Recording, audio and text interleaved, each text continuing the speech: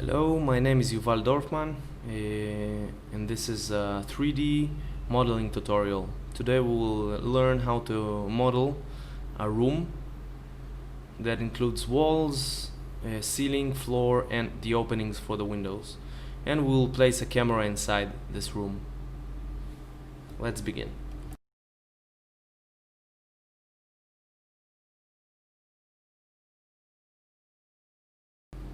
I will load AutoCAD 2011 in my case, but it doesn't matter which version it is. I will load the plan I got from the client. Then I will clean the plan up, because we don't need all the excess lines and the rooms and everything. This is the only room we need. This is the parent suite. So everything else is expendable and we can delete it. So we'll delete the upper levels plan. We'll delete every room which is not the room that we need,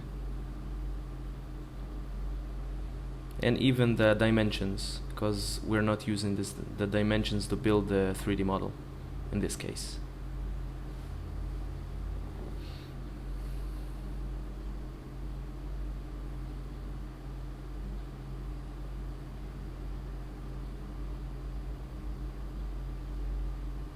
I'm using the trim function to delete everything beneath the polyline I just built, but that's a whole different tutorial.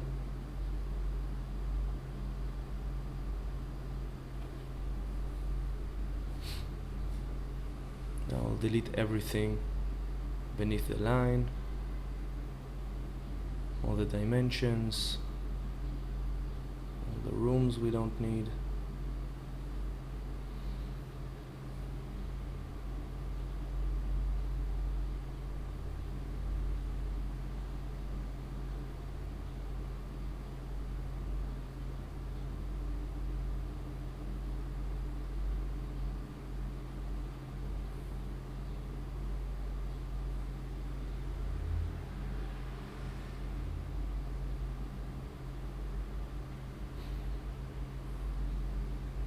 I want to stay with a very clean and understandable plan, so I don't get lost in the lines. It's by no means a necessary step, but it makes your life much easier when you build space. Okay, now we have a clean room. We'll save it.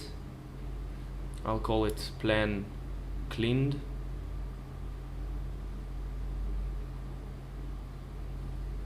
And now we can go to 3D Studio Max. I'm using the 2013 version, but you can use any version you want. I'm gonna import, using the import function, the plan I just created in AutoCAD. First I'm gonna see the units are in centimeters, because I'm using centimeters. If you're in the United States, you can use inches or feet. In our case, it's centimeters. Now I'll import the AutoCAD file, the plan cleaned. Just choose OK.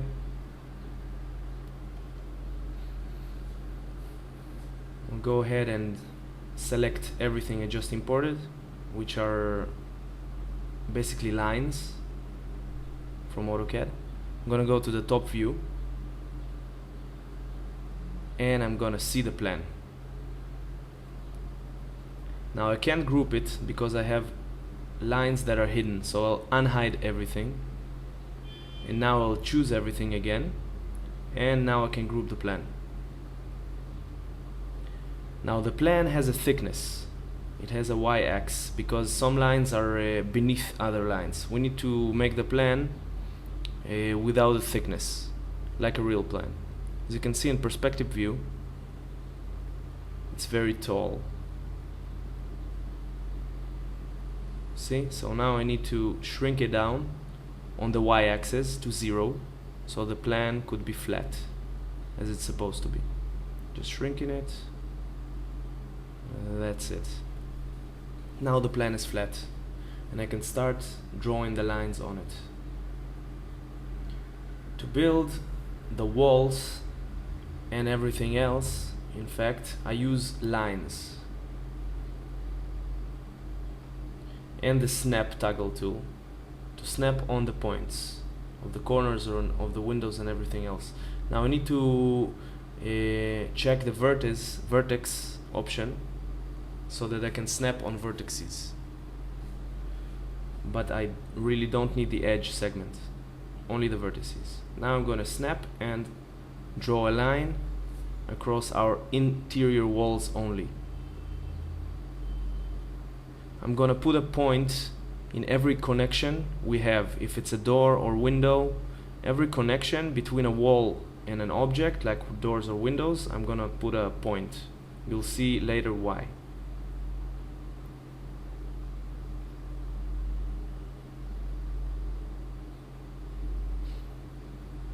Dot, and I'm gonna close the spline, which is our line. Close spline.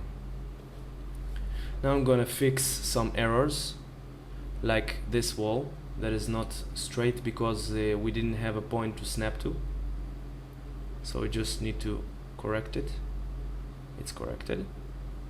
I'm gonna go to perspective view, and now we can turn our closed spline into an editable poly. Right click, convert to editable poly. Now we have our floor. To create walls from this floor, first of all I'm gonna shrink it to the Z axis. Now I'm gonna choose the borders, shift and drag it up to create the walls.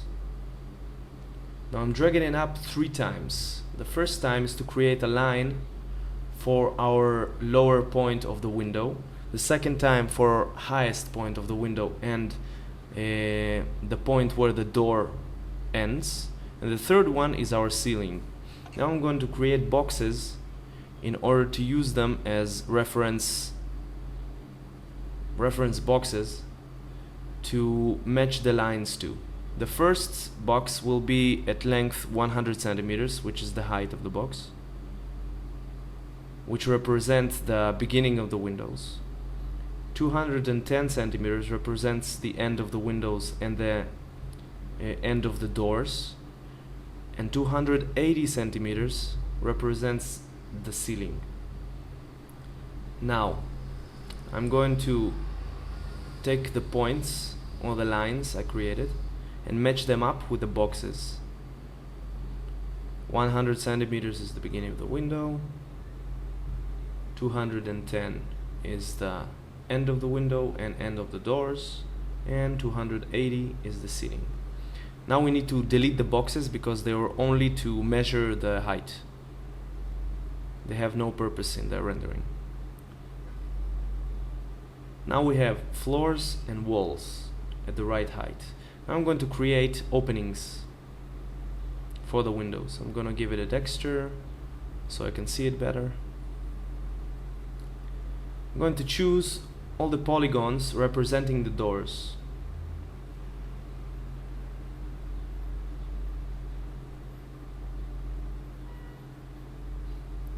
And I'm going to extrude them. The extrusion number is going to be the thickness of the walls the doors are inside. So minus 20, no, 10. Minus 10. That's about right. I'm going to click OK. And now I'm going to delete the polygons, creating openings. I'm going to do the same thing for the balcony opening and the windows. The balcony wall is 20 centimeters.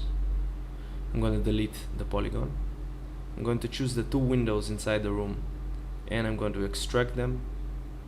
This wall is 25 centimeters. And again, I'm deleting the polygons to create the openings. And now we have a room with a floor and walls and openings. Now I'll create the ceiling. I'll choose border, choose the upper border and click cap. This will create the ceiling. I'll choose the ceiling and detach it, calling it ceiling. I will call everything else walls, and I will detach the floor. How will I do that? I will choose the lower polygons and then unchoose the upper from my selection. Now only the floor is selected, and I will go to the detach function and call it floor. Now we have a room with a ceiling, floor, and roof, or ceiling, floor, or walls.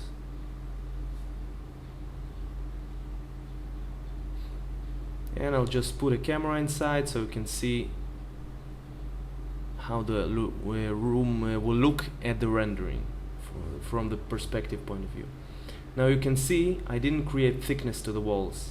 That's because I don't need it, because my camera will be inside the room. I cannot see the other side of the walls. I need to see only the inner walls. So this way it's much cleaner, faster, and cheaper on RAM, because we don't have as many polygons as we would have if we would create the outer walls. We simply don't need the outer walls, we need only planes representing the inner walls. As you can see in the camera, you cannot see the outer walls. And this is our room. Now I can place the camera outside the room and use the clip manual option in order to clip the camera's view. What this does is starts the camera's view after the red line. So I can place the camera outside the room and clip the walls near the camera. This way the room will appear a little bit bigger because the camera is standing outside of it.